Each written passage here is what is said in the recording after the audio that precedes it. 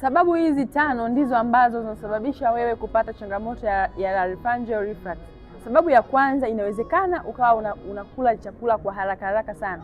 Yaani chakula chako hautumii muda mrefu kuweza kukitafuna, yaani iwe rahisi chakula kumeng'enywa hata kinapofika katika tumbo. Lakini jambo la pili, inawezekana ukawa na matumizi makubwa sana ya pombe pamoja na sigara au vinywaji ambavyo ni carbonated drinks kama vile soda na vitu vingine. Lakini jambo lingine la tatu, inawezekana ukawa una maambukizi katika koo lako, aidha ni vidonda au unaweza ukawa una changamoto ya esophagitis, yaani una vivimbe katika koo lako.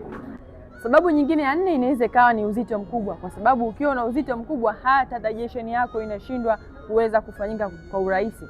Sababu nyingine ya mwisho inawezekana ni una matumizi makubwa ya vyakula ambavyo vinapikwa kwa viungo vikali, kama vile vyakula ambavyo vina viungo kama pilipili, vina nyanya, au vyakula vyote ambavyo vina jamii ya mafuta mengi au hali ya uchachu. Ikiwa ni wewe unatazama video hii na unatambua kabisa una changamoto katika koo, basi usisahau kuchukua namba yangu hapo kwenye bio ili nikusaidie kukupa suluhisho la moja kwa moja la changamoto yako.